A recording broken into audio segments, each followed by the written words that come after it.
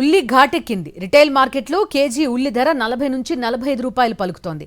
Maharashtra market నుంచి దిగుమతులు తగ్గడమే ధర పెరుగుదలకు కారణమని వ్యాపారులు చెప్తున్నారు. మరోవైపు కూరగాయల ధరలు కూడా కుతకుతలాడుతున్నాయి.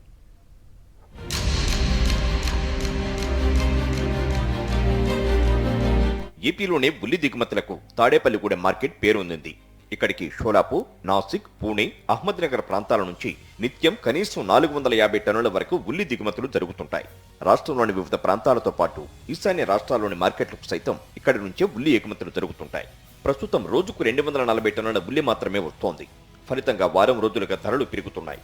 వారం క్రితం రిటైల్ మార్కెట్లో కేజీ 20 నుంచి 30 రూపాయల వరకు పలికిన ధరలు అమాంతం పెరిగాయి.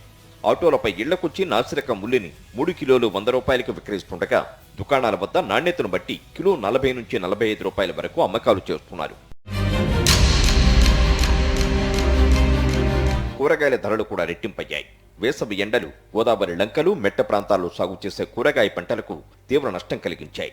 అధిక ఉష్ణోగ్రతలకు పూత మాడిపోయి దిగుబడులు పడిపోయాయి. ఫలితంగా ధరలకు రెక్కలొచ్చాయి.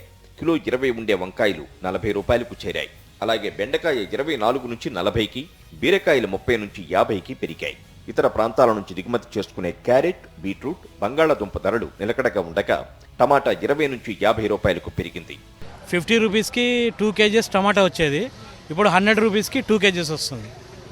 ఇది వచ్చేసి 30 రూపీస్ ఉండేది, ఇది 50 తీసుకున్నారు. మిర్చి కూడా 50 ఉండేది, 100 కేజీ, ఆల్మోస్ట్ డబల్.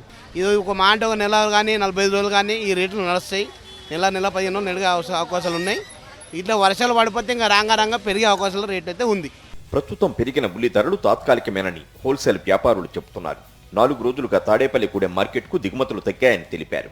2-3 రోజుల్లో మహారాష్ట్ర మార్కెట్లోకి పాత నిలబలు రానున్నట్లు అక్కడి వ్యాపారులు చెబుతున్నారన్నారు. అవి అక్కడి మార్కెట్కు చేరితే శుక్రవారం నాటికి ధరలు దిగివచ్చే అవకాశం ఉందనంటున్నారు వ్యాపారులు.